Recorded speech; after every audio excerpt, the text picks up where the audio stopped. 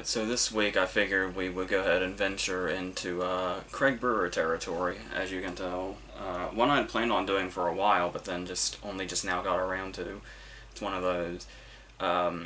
And obviously he just blew right onto the scene with Hustle and Flow, and it got a whole lot of attention, a couple of Oscar nominations, including a win.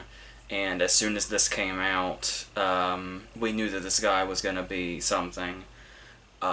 The director of the Footloose remake may not have been one of those things that we originally saw, but I still kind of liked that anyway.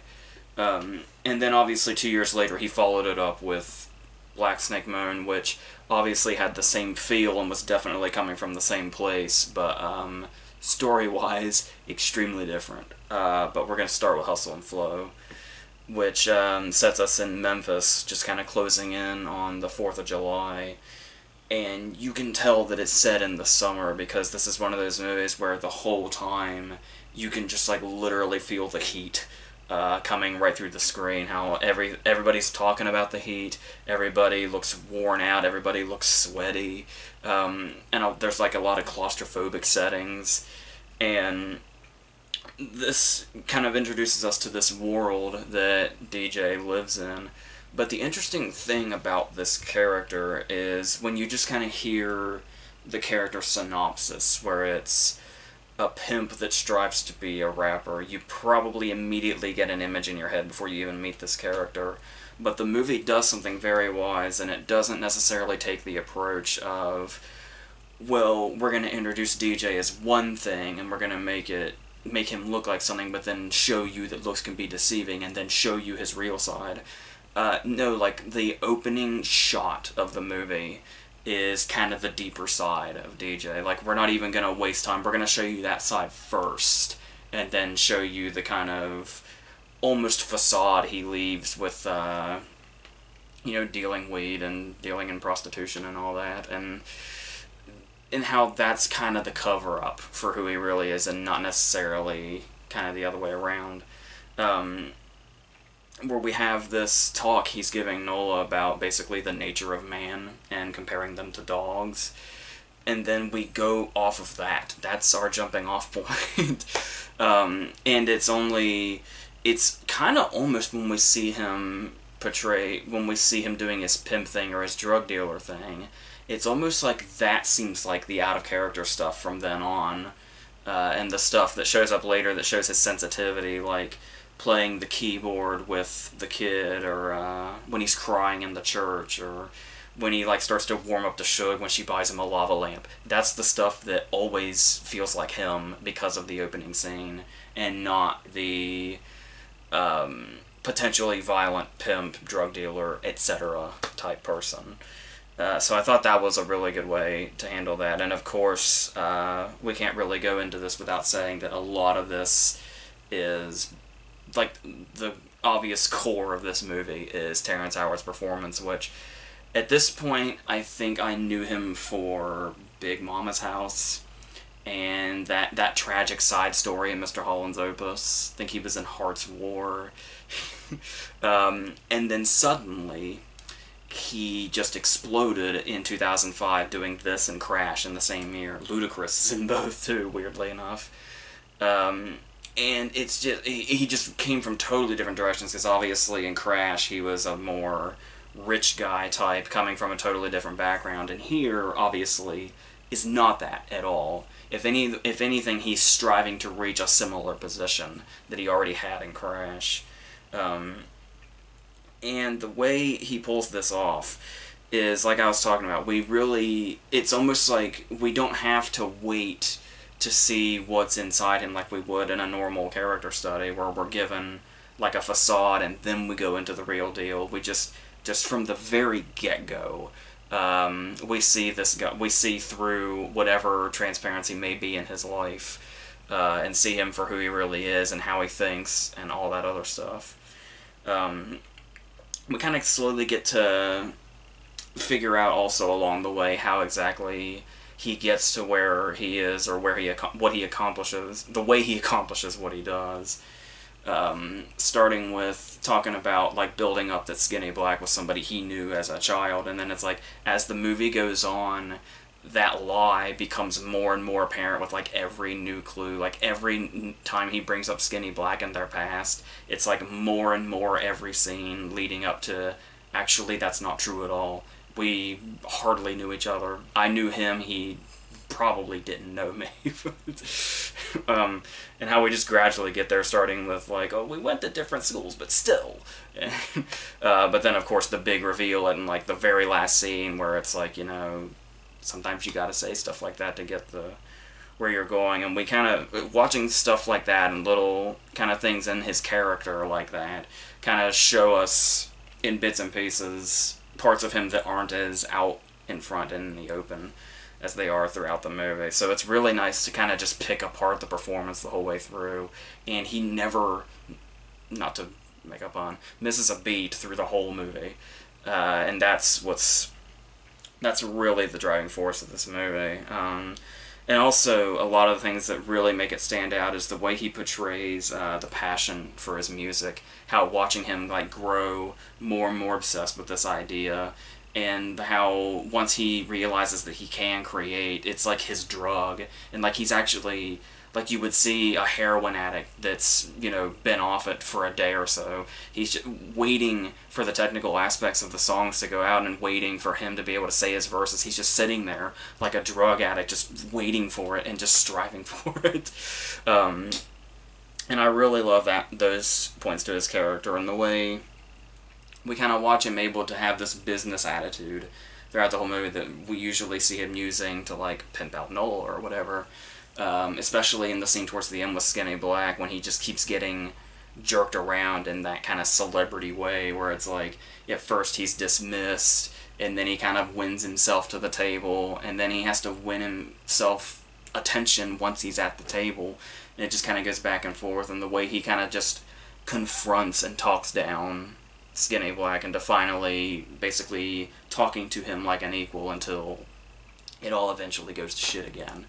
And the way he's able to kind of bounce back and forth in this scene is just really, it just really makes one of the biggest, most important scenes of the movie that much stronger because of what he brings to it. And then, that's not to overshadow, it's also worth noting, I also love the way his character constantly says man, probably more so than the dude in The Big Lebowski. There actually, I think it was a YouTube video I saw a long time ago that actually had a count for the number of times DJ says man in the movie, and it was like, there was a total, but there was also blue for the normal count, and then like a pink counter for every time he called a woman man. So that's just amusing to me. But on top of that, we do have, speaking of the women in the movie, there's obviously Taraji P. Henson, who really brings an important aspect to this movie that really shows off a different side of DJ's character when we start to see DJ actually legitimately kind of fall in love with one of his girls, which is a trait that you wouldn't really expect from him from the first half, regardless of how much into his real character we're already into. But it just so gradually happens, and a lot of that not only is due to watching the progression of DJ through Terrence Howard, but also what Taraji does as well. How she makes the character, like, really vulnerable, and like she's just really been dragged through the mud. She's so meek, but it's clear that she's survived so much. She didn't even know who the father of her kid is, most likely. And there are these moments throughout the movie that just really, where she just really gets to show off in kind of a not so big way. I mean, she does get like big crying scenes and stuff like that, and scenes where she just gets devastated by, I wouldn't say little things, but things that aren't exactly grand either. And of course she's going through the whole pregnancy thing, so the way that's going to kind of toy with the character's emotions, she has to make sure to do believably when those moments come.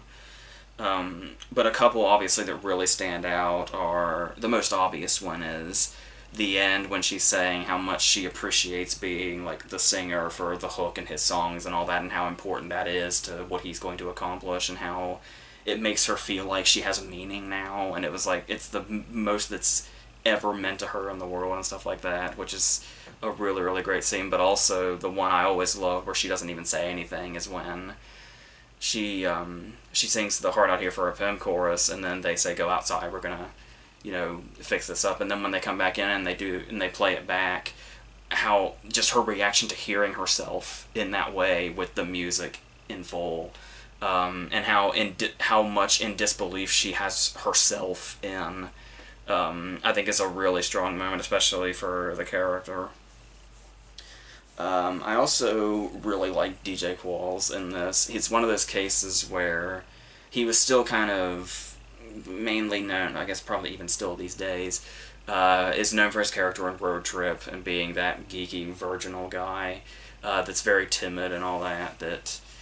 And that's the thing, is that this character, like, as soon as you see him and DJ's reaction to him, you kind of think it's just going to be like like a joke character, to where it's like this thing throughout the movie where it's, well, yeah, he's a white guy and he's like skinny and dorky looking, but it's like he can, you know, make all this really great music, and it's like that's surprising. And then they don't keep going back to the whole, oh, well, he's white and looks dorky. For the rest of the movie, the characters accept who he is because of his abilities, and we never kind of use that as a joke against him anymore. He just becomes one of the characters in the movie, and there's such a confidence in him through the whole time, which really brings that through as well. Especially the way he kind of talks to Nola, because obviously when you think of DJ Qualls character normally would never be able to talk to a girl that looks like Nola without shitting his pants. And he's just so smooth and confident despite how much he stands out in this environment. So I thought that was a really nice character to see, especially in this, and the way he proves himself, like, immediately. Like, there's only, like, 20 seconds of the movie where DJ has doubt in him before he proves him wrong. So I liked that. And speaking of her, I would like to talk about, I know Terrence Howard, Oscar nomination, so much attention, just completely shot him off the map. Taraji is considered a huge part of the movie and has those big emotional moments. For me, a real important emotional part of this movie has always been Tara Manning's performance as Nola, where she has this, obviously throughout the movie we see her as this, she almost kind of has this look about her at first that almost kind of makes her look almost like she's confrontational, and she's very kind of, you know, jaded by what her life is and what it's made her. But then as it goes on, it's like you realize this is just kind of a sweetly naive girl that just kind of goes along because she just wants to be accepted by DJ, I guess. And how she's always kind of striving to prove herself in one way or another and prove that she's more than just a way for him to, like, get out of payment or to use her specifically as payment. And I feel like this is a really strong kind of sidestep in the story. And how it also kind of changes DJ's character, the way he changes how he sees her once she finally stands up to him about all this. And it's just really sad to see her through most of the movie just get walked all over, but that's obviously what makes a bigger payoff when she's able to find her own place and make sure through her own drive that she gets there and becomes above what she's gotten herself into at this point to start off with, and how she ends up becoming in charge. And that's just not just a little phrase they share back and forth or just a little thing. That's like she actually takes that and goes for it and gets there. And I think it's just a really great portion of the movie, like, and to watch her get there from moments like when she tries to, like, after she sees Suge do Hard Out Here for a Pimp, she says, you know, do I want to do one? And it's like you can just imagine the courage she was building up the whole time she was sitting there to just approach him and say, I want to do one. And his response is, shut the fuck up. And that's it. And she leaves. It's like, it's really heartbreaking throughout the whole movie, and she really makes that real, almost being in the background most of the time. She's able to convey this, and I think that's really, it's really important to her character the way she's able to go from the background to the foreground and be something more than just the piece of pavement she's used back and forth, as we see. That's like the only time she's really in the foreground for most of the movie is during a transaction of her own body, and it's the way she's able to burst out of that by the end of it is just it's just a part of the movie I really love. So, and so obviously we go into the musical aspect of the movie, and I'm pretty sure I talked about this when I talked about Once. One of the big things about this movie that just draws everybody in, and for good reason, is, and this is one of those movies that I do love, like the whole thing is worthwhile, and it has so much great stuff in it, especially acting-wise, and watching actors make these characters and really bring them to life in really vivid and subtle ways. But this is one of those movies where when I get a real urge and just aching to watch it again, it's not so much the movie itself, so much as specific scenes. And these specific scenes, obviously, are the scenes when they're making the music, where they're building the songs from the ground up. The only thing, like, we actually watch them in real time go from being words scratched on DJ's notepad to the songs that we hear, and it's just incredible to watch this happen, and the Whoop That Trick scene in general, and then the whole Hard Out Here for a Pimp build up, where he has to actually do the whole kind of dealing thing in between to make sure this happens, when he has to go next door and bribe the guy with weed that he apparently has had an altercation with before to make sure that this recording goes perfectly. And it's just really rich material and really great stuff, and when the movie is just absolutely on fire, and it's just fantastic. Like, there are a lot of musical movies out there, but these scenes when they're building the songs are like some of the best you'll ever see, and I'm not quite sure if you'd say what kind of musical genre you're referring to, but do you get what I mean? Movies about characters that make music with scenes like this is pretty much as good as it gets. Like I said, that and the Falling Slowly scene in Once are pretty much right there together. I also kind of particularly like the writing as well. So not just the way they build those scenes and how DJ has to we got a specific goal here, and how it kind of has to branch off into other things, and how DJ has to work his way around them. And what he's talking about with Skinny Black, how he has the absolute, like, smallest tools he has, like the absolute bare minimum, and the way he has to kind of dance around this and maneuver around this and use his business skills from being a pimp to get there. But also the dialogue. There is a lot of good stuff. Like, obviously, there's the dog speech. There is, I like his thing with Anthony Anderson when he's talking. He's basically trying to get him to take part in this, and Anthony Anderson says, like, you may have the bacon, lettuce, and tomato, but that doesn't mean I'm going to give you my toast. That's stuff like that. DJ saying, I ain't trying to call no ho, no bitch, something like that. I'm trying to squeeze $1 out of a dime and I don't have a cent. Just stuff like that. It feels like really kind of, like you can see the poet in this guy just by the way he speaks in normal conversation, before it's even, on his notepad or in a song.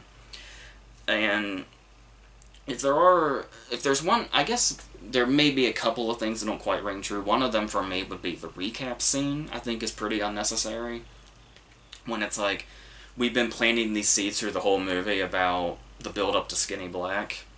And it's, I also didn't mention that Ludacris is really damn good in this too, in this big scene when he kind of goes back and forth from the real human being to the celebrity who doesn't give a fuck about anybody but himself, and the way he just kind of has that realistic back and forth of somebody that just has completely their head up their own ass and doesn't give a fuck about small people, and how he goes back and forth is amazing. But, and yeah, the recap where he's talking about through the whole movie how he's going to build up and build up and build up and eventually get to Skinny Black and hand over his demo.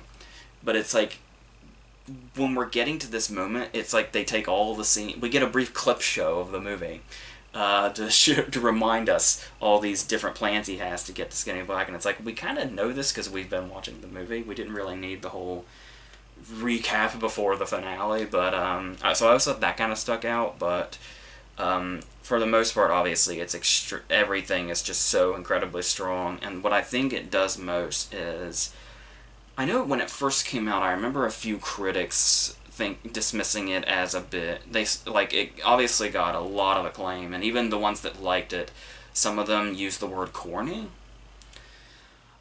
I get that from a basic outline when you're looking at it as a guy that has a dream and then goes out and eventually succeeds in finding that dream and then becomes becomes the guy that's getting demos handed to him.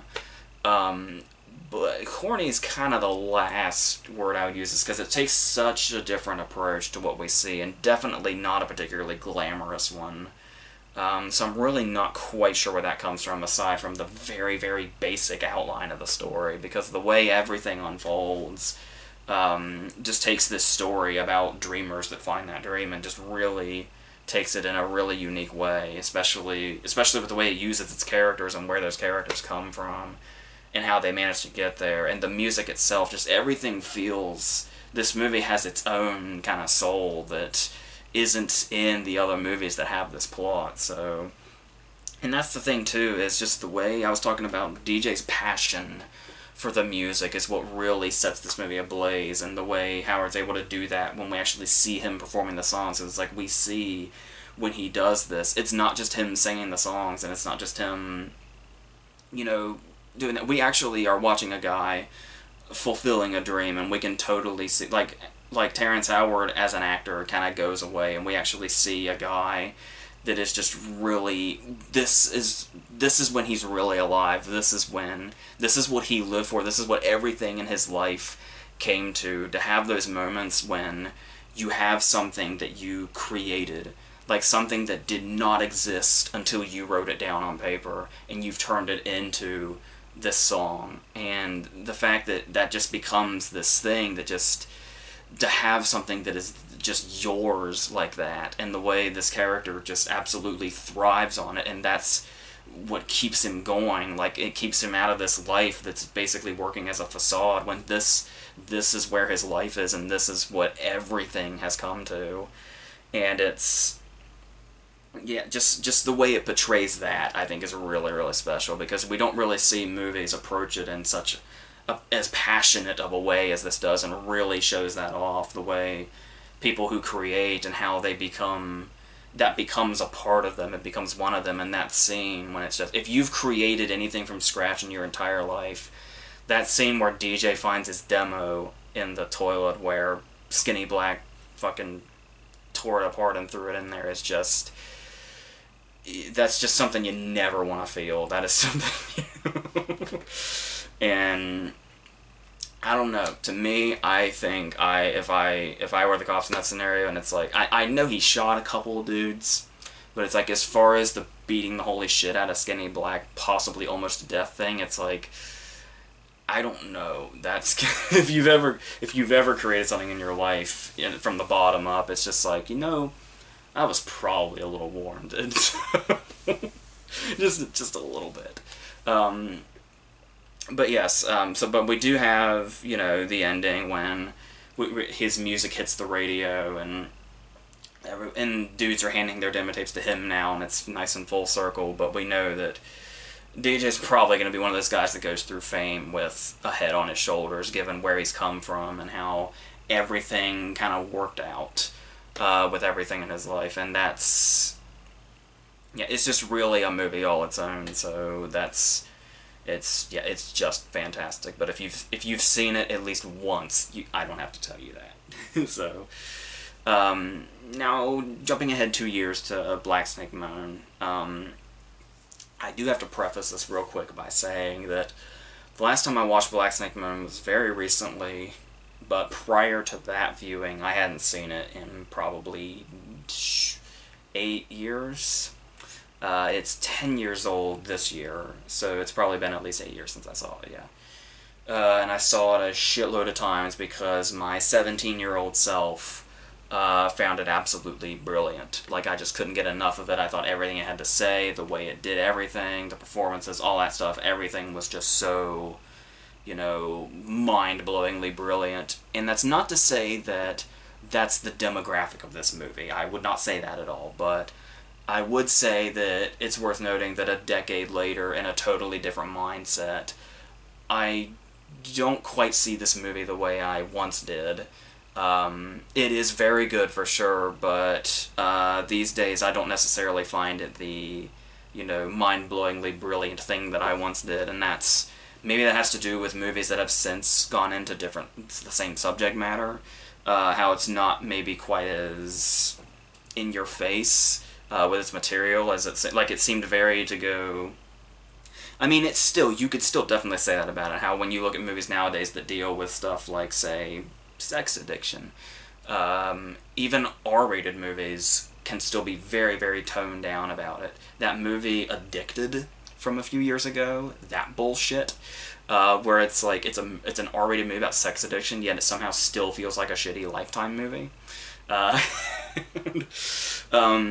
And it is refreshing to see movies like this that are like in American movies. I should very much stress that. In American movies, you will often find it very watered down, no matter how much they go into it. And this is not that movie. This is not a watered down movie in regards to that subject matter and the way it's treated and the way it's shown. Like, you're not going to see a scene in the movie Addicted with Christina Ricci whipping her shirt off and straight up fucking a kid because she needs it. Because it's her sickness. You're not going to see that in many movies. Obviously, we don't technically see it in the movie, but I mean, it's way more suggested than it would be in another movie. And the thing here is, and that's kind of one of the things that does still stand out, but to just kind of start from the beginning, we take a look at, let's actually talk about Samuel L. Jackson first, because I actually read somewhere that apparently around the time this came out, I don't know if he's since changed his mind, or if there's maybe something else that's come along, but I can't imagine. Apparently Samuel L. Jackson says that this is his favorite performance of his own. I respect that. I think it's totally reasonable.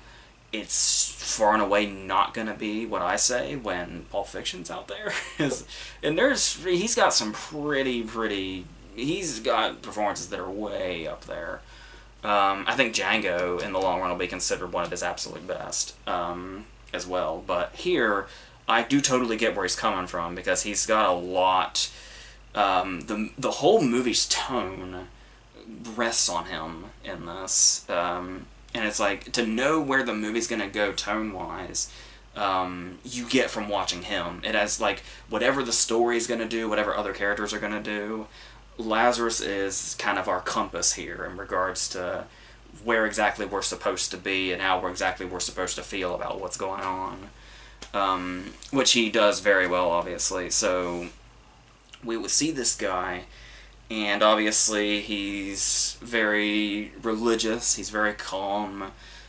He was once a briefly happily married person. Obviously that marriage has dark places in it, we end up learning, but and ultimately has shattered by the time the movie starts.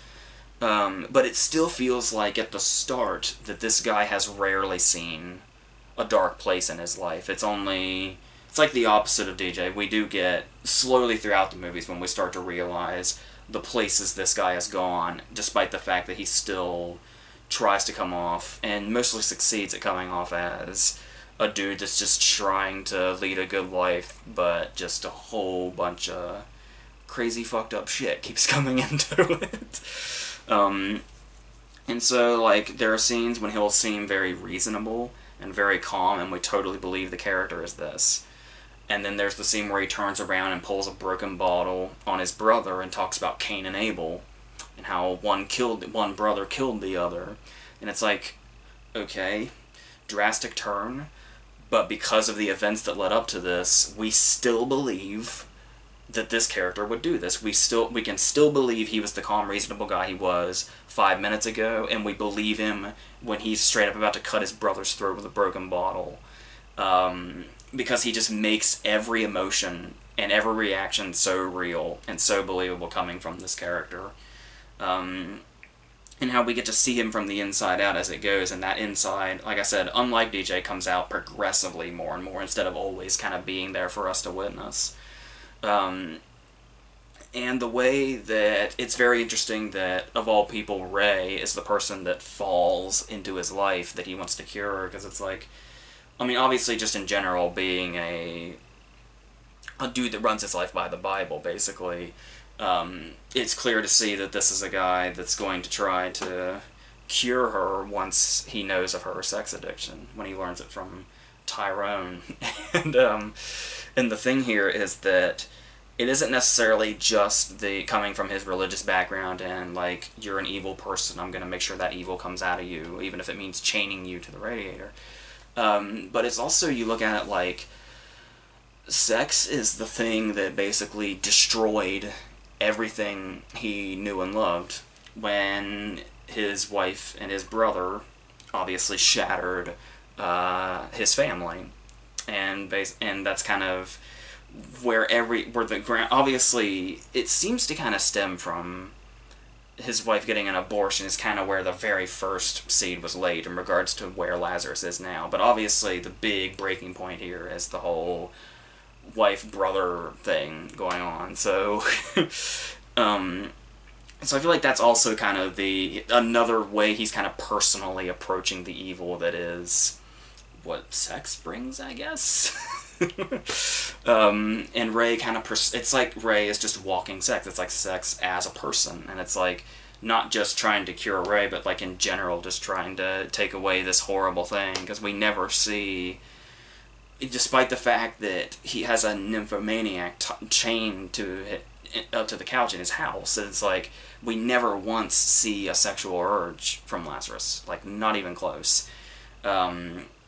And we think that could be the problem, like, is he going to give in? Is she going to be too powerful? Because that's the way she is. It's like, she's like, he even says that to his buddy that comes over to try to talk to her. It's like, be careful, because she'll just, it's like a spell, man.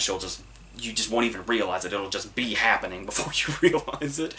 And Lazarus never seems to come close to falling into that. And I imagine that's where a lot of that comes from. And then, of course, obviously, as I was talking about those shifting tones, like, there are moments in the movie where it's like when Ray is, writhing on the ground, and he runs outside with his Bible and puts it on the ground. It's like, this feels like a possession movie. And it's like, and because we're with Lazarus in this, we know how we're supposed to feel in this moment, just like when the love story kind of starts to blossom between him and Angela. Yeah, it's worth noting when you look at names and subject matter and the way it's approached and all that. It's like all those subtleties in Hustle and Flow. This might be another reason it appealed to me so much as a 17-year-old, which is he just completely fucking threw subtlety out the window for this one. Which, given the story and the setup, makes sense for the story, just as the more subtle approaches made sense in Hustle and Flow. But here, obviously, we're going in that direction, and obviously another way the Hustle and Flow vibe comes out in this one is how important factor music is throughout it. And the music scenes in this movie are amazing. The scene towards the end, the blues performance, is great stuff from Jackson. Obviously, far and away, the best scene in the movie is him performing Black Snake Moan during the thunderstorm. Even though I do feel that Ray's whole background, where it's like, yeah, she was molested, it was right in the other room while her mom didn't do anything about it. She has to confront her mom, whose fault this is, and her mom doesn't give a shit. And Kim Richards from the Witch Mountain movies, that's interesting. And the whole how she just keeps having flashes of, the past and how everything kind of eats away at her. It's like, it feels like a character we've seen a bunch of times before. Like, the second we realize she's a nympho is like, and how she's a sex addict, it's like we pretty much, just through cliches alone, we know her entire backstory before it's shown to us in flashes, as if it's some big character reveal. But it's Ricci's performance that really keeps it our attention there, which is very important, and it's something she does very well, because, like I said, we could very much kind of stray off this character because it just feels like a big cliche, but it's her performance that really keeps us glued to her, and that's not just because, you know, but but what I was getting at was now the music, and how also I like the use of Sunhouse throughout the movie, those clips of him where he's like basically serving as, he's saying things obviously that are like these old recordings, but it's like he's also kind of serving as our unofficial narrator, and I think that's a really cool approach. I even love how he gets a credit at the end as if he's one of the actors. And I always thought it was interesting, the whole maybe this is subtle, maybe it's totally and completely not, the casting of Timberlake. You could say Timberlake was cast because he showed, this would have been just after Alpha Dog, which he was very good in and really showed people that he could be an actor. It was, obviously we hadn't gotten to like The Social Network or stuff like that yet, but he did show that he could be good, and he's alright in this. He's a good casting choice, like he has that sensitivity enough to play this part.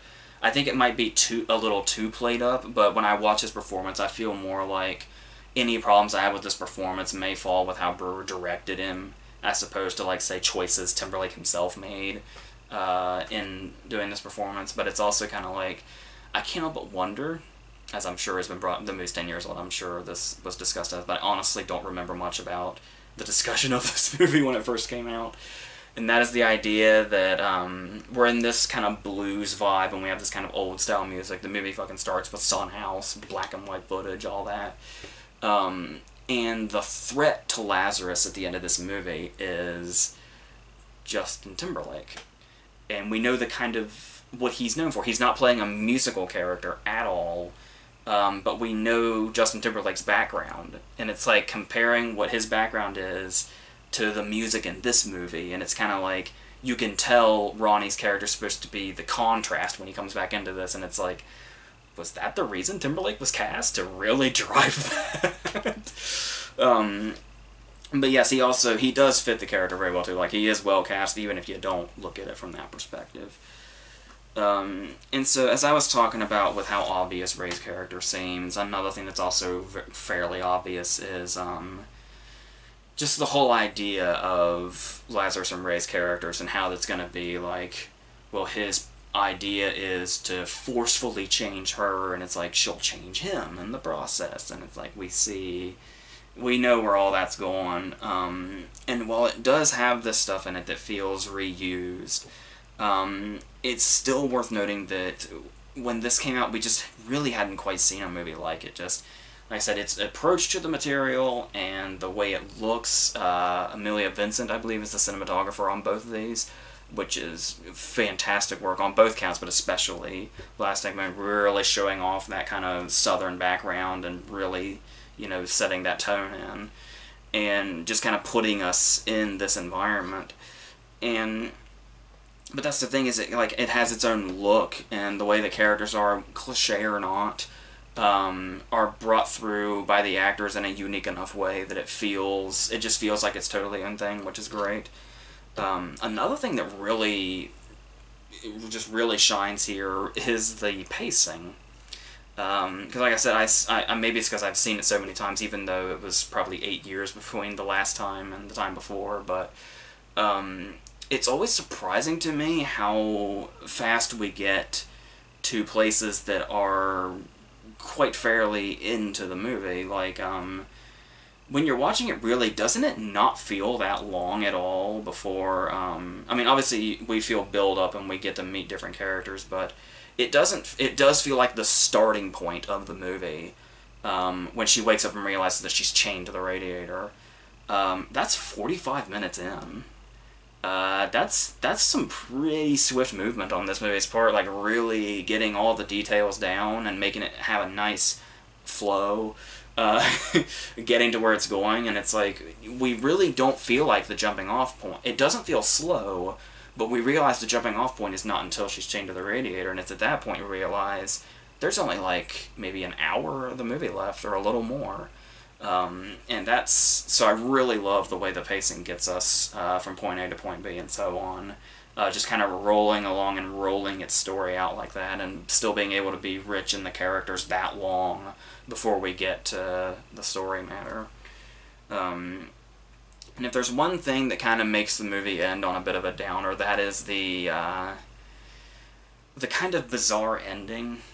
Like, it's okay that, you know, Ronnie and Ray get married and all that, and we get the idea that she's not cured, and at the same time we know he's got his anxiety thing, so neither is he.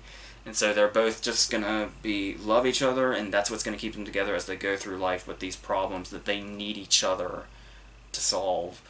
But despite that, this last scene, I don't think we really needed, because it's already kind of addressed that maybe she's cured, maybe she's not, because we realized, the whole movie, we realized just how extreme it is for her.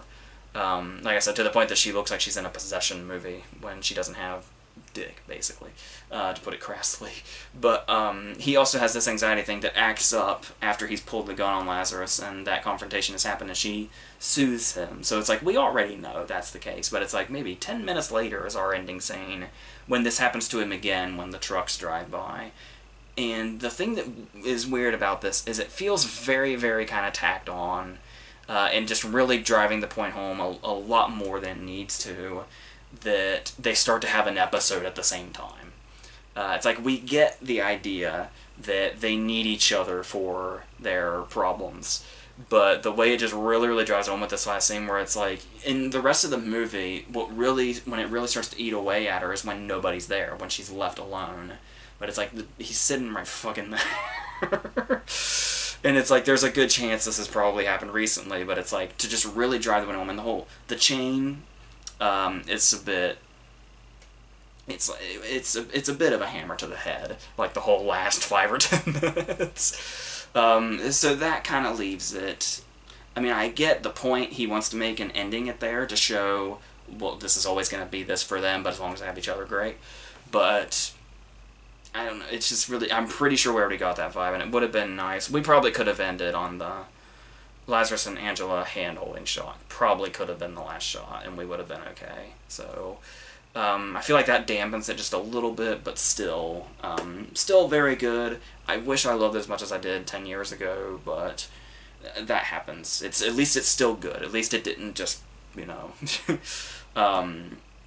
But yeah, and yeah, back in the day, I probably would have said I preferred it to Hustle and Flow. It's kind of no competition now. Hustle and Flow all the way.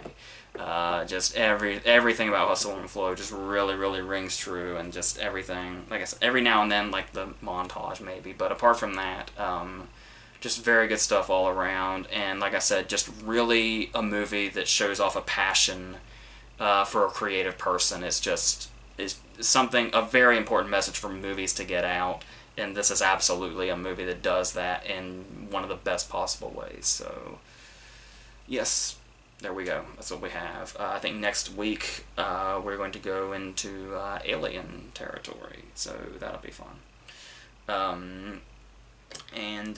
Yeah, so I think that's gonna do it for this. We have whatever the hell is out there, whatever movies are coming out. I know we've got, see, I'm shooting this out of order. I'm shooting this like 2 weeks in advance, so I'm trying to remember ahead what's out there. This might be the weekend that Mother comes out, is when this goes out, so yeah, that sounds about right. Okay.